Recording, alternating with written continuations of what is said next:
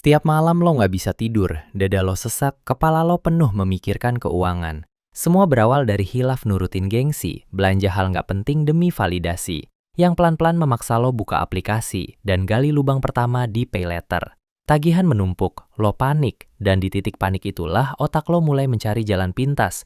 Lo masuk ke trading forex atau investasi yang katanya bisa balik modal dalam semalam, tapi malah bikin lo makin tenggelam. Bukan karena lo nggak tahu risikonya, tapi karena waktu itu lo nggak punya pilihan lain. Dan waktu semuanya udah ludes, datang kabar dari rumah. Orang tua lo butuh bantuan, dan lo yang harusnya jadi sandaran nggak punya apa-apa untuk diberikan. Malam ini lo duduk di antara reruntuhan itu, sendirian. Lo ngerasa masa depan lo udah tamat dan nggak tahu harus mulai dari mana. Lo tahu apa yang paling menyiksa dari semua ini? Bukan utangnya, bukan angkanya, bahkan bukan situasinya. Yang paling menyiksa adalah suara di dalam kepala lo sendiri. Suara yang bilang, lo bodoh, lo lemah, lo harusnya tahu lebih baik. Orang lain kok bisa, kenapa lo enggak? Suara itu nggak berhenti. Bahkan di saat lo lagi nggak mikirin utang pun, dia tetap ada. Berbisik, menggerogoti, dan tanpa lo sadari, lama-lama lo nggak lagi menyalahkan keputusan yang lo buat. Lo mulai menyalahkan diri lo sebagai manusia. Ada perbedaan yang sangat tipis di sana, tapi dampaknya jauh sekali. Menyalahkan keputusan itu sehat. Itu artinya lo masih punya jarak antara diri lo dan kesalahan yang lo buat. Lo bisa lihat kesalahannya dari luar, lo bisa pelajari, lo bisa ubah. Tapi menyalahkan diri lo sebagai manusia itu berbeda. Di sana nggak ada jarak lagi. Kesalahan itu bukan sesuatu yang lo lakukan. Kesalahan itu adalah lo. Dan kalau lo sudah sampai di titik itu, semua energi yang harusnya lo pakai untuk bergerak maju, habis hanya untuk membenci diri lo sendiri. Seorang peneliti bernama Brené Brown menghabiskan puluhan tahun mempelajari ini. Ada dua hal yang kelihatannya mirip, tapi bekerja dengan cara yang sangat berbeda di dalam diri kita. Yang pertama adalah shame, rasa malu yang menyerang identitas. Gue orangnya memang begini, gue memang gak becus, gue memang gak layak. Shame itu melumpuhkan. Dia nggak mengajak lo bergerak, dia mengajak lo bersembunyi. Yang kedua disebut guilt, rasa bersalah yang menyerang tindakan. Gue melakukan kesalahan, keputusan itu salah, tapi diri gue bukan kesalahan itu sendiri. Guilt itu berbeda, dia menyakitkan, tapi dia menggerakkan. Karena otak lo tahu, tindakan adalah sesuatu yang terpisah dari diri lo, dan tindakan bisa diperbaiki besok pagi. Sekarang gue mau lo jujur ke diri lo sendiri. Suara yang selama ini lo dengar di kepala lo, suara yang muncul setiap kali lo lihat saldo rekening lo, setiap kali lo ingat keputusan-keputusan itu. Suara itu sedang bicara tentang apa? Tentang kesalahan yang lo buat? Atau tentang siapa lo sebagai manusia? Kalau jawabannya yang kedua, itu bukan suara kebenaran. Itu shame yang sedang menyamar sebagai suara akal sehat. Dan selama lo masih mendengarkan suara itu, lo nggak akan bisa bergerak kemana-mana. Bukan karena lo nggak mau, tapi karena shame memang dirancang untuk membuat lo diam. Jadi malam ini, sebelum kita bicara tentang angka dan strategi, kita perlu melakukan satu hal dulu. Kita perlu menggeser suara itu. Dari gue orangnya memang begini, menjadi gue melakukan kesalahan, dan kesalahan itu bisa diperbaiki. Itu bukan penyangkalan. Itu bukan berarti lo meremehkan apa yang terjadi. Itu adalah satu-satunya cara untuk mengembalikan energi lo ke tangan lo sendiri. Menggeser suara itu dari shame ke guilt gak semudah membalik telapak tangan. Karena di dalam kepala lo masih ada satu pertanyaan yang belum terjawab. Kenapa gue bisa selemah itu? Dan gue mau lo dengarkan jawaban ini baik-baik. Bukan karena lo bodoh, bukan karena lo gak punya prinsip, tapi karena lo manusia berusia 20-an dengan otak yang secara biologis belum selesai berkembang. Otak lo diserang oleh sistem yang dirancang oleh ratusan ahli psikologi berbayar mahal bekerja siang malam untuk satu tujuan. Membuat lo ngeklik sebelum lo sempat berpikir. Ini bukan metafora, ini sains. Bagian otak yang bertugas menimbang konsekuensi jangka panjang yang biasa disebut prefrontal cortex baru benar-benar matang di usia sekitar 25 tahun. Sebelum itu, otak lo jauh lebih mudah didorong oleh dorongan sesaat, oleh keinginan yang datang tiba-tiba, oleh rasa takut ketinggalan yang muncul dalam hitungan detik. Dan di saat yang bersamaan, aplikasi-aplikasi itu tahu persis bahwa di situ ada celah. Satu klik langsung cair, tanpa antre, tanpa tatap muka, tanpa jeda untuk berpikir ulang. Itu bukan kemudahan yang mereka tawarkan karena peduli sama lo. Itu adalah desain yang disengaja, yang dalam dunia teknologi disebut dark UX. Antarmuka yang dirancang bukan untuk membantu penggunanya membuat keputusan yang baik, tapi untuk memastikan pengguna membuat keputusan yang cepat sebelum nalarnya sempat bicara.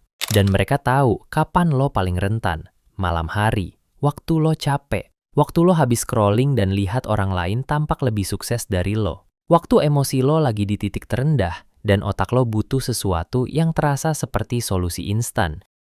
Lu nggak jatuh karena lu lemah. Lu jatuh karena lu masuk ke medan perang yang nggak lu tahu sedang lu masuki. Tanpa perlengkapan, tanpa peta, dan sekarang lu sudah tahu medannya. Itu bukan hal kecil. Itu justru titik balik yang paling penting. Bukan ketika lu sudah lunas, bukan ketika tabungan lu sudah pulih, tapi detik ini, ketika lu akhirnya bisa melihat dengan jelas apa yang sebenarnya terjadi. Tapi ada satu hal lagi yang perlu kita bereskan sebelum kita bicara strategi. Selama ini, lu mungkin menghabiskan banyak energi untuk melawan satu kalimat di kepala lu. Kenapa dulu gua nggak begini? Kenapa dulu gua nggak begitu? Mengutuk masa lalu, berulang-ulang. Seperti kalau lu menyesalinya cukup keras, angka di rekening lu akan berubah. Tapi itu tidak merubah apapun. Ada sebuah konsep dalam psikologi yang disebut radical acceptance, penerimaan radikal. Bukan berarti lu setuju dengan apa yang terjadi, bukan berarti lu merasa itu adil, tapi berarti lu berhenti melawan kenyataan yang sudah tidak bisa diubah, dan mengalihkan seluruh energi itu ke satu-satunya hal yang masih bisa lu kendalikan, di detik ini dan di langkah berikutnya. Masa lalu lu sudah terjadi, angkanya nyata, situasinya nyata, dan justru karena itu nyata, dia bisa dihadapi, bisa dihitung, bisa diselesaikan satu persatu. Tapi hanya kalau lu berhenti berperang dengan kemarin dan mulai hadir untuk hari ini. Sekarang gimana caranya? Gue nggak akan kasih lo motivasi. Gue akan kasih lo sesuatu yang lebih berguna, yang bisa langsung lo kerjakan sebelum lo menutup mata malam ini. Pertama, tatap monsternya. Kecemasan itu paling suka hidup di dalam kepala lo, dalam bentuk bayangan yang abstrak dan membesar. Selama lo cuma mengira-ngira jumlah utang lo atau meratapi tabungan lo yang hilang di dalam pikiran, masalah itu bakal kelihatan kayak monster raksasa yang mustahil dikalahkan. Ambil kertas dan pulpen, tulis semua, nama aplikasinya, jumlah utangnya, jatuh temponya. Ketika semua itu ada di kertas, monster yang selama ini mengancam di kegelapan berubah menjadi data, dan data bisa dihadapi. Kedua, berburu microwins lewat debt snowball. Urutkan berdasarkan nominal terkecil. Fokuskan seluruh sisa energi dan uang lo untuk melunasi utang yang paling kecil dulu, sambil membayar batas minimum untuk yang lain. Coret dari kertas, bukan karena itu paling efisien secara matematika, tapi karena otak lo butuh bukti bahwa lo masih bisa menyelesaikan sesuatu.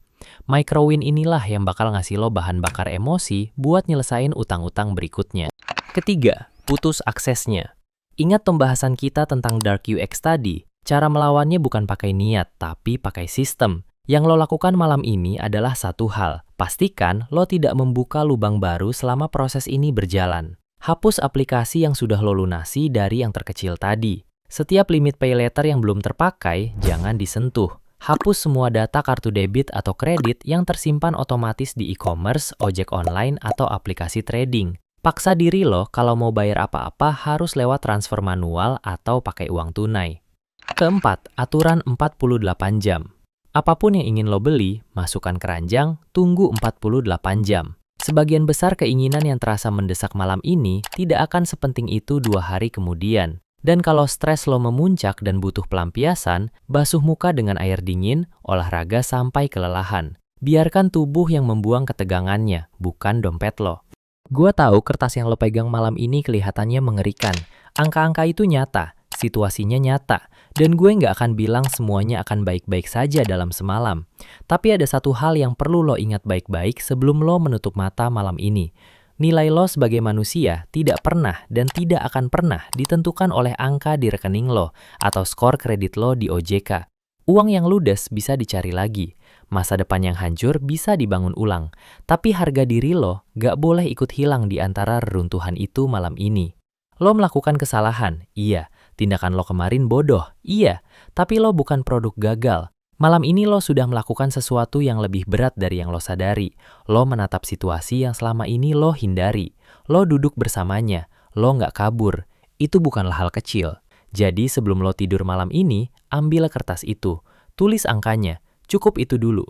lo belum kalah. Perjalanan pulang lo baru saja dimulai. Kalau video ini terasa seperti lo banget, bagikan ke satu orang yang lo tahu lagi berjuang sendirian malam ini. Mungkin dia nggak akan minta tolong, tapi mungkin dia butuh tahu bahwa dia juga nggak sendirian. Dan kalau lo mau terus berjalan bareng, subscribe. Karena perjalanan ini baru saja dimulai dan masih banyak yang akan kita bahas bersama. Sampai ketemu di video berikutnya. Ini Makna Edu, karena setiap hal punya makna.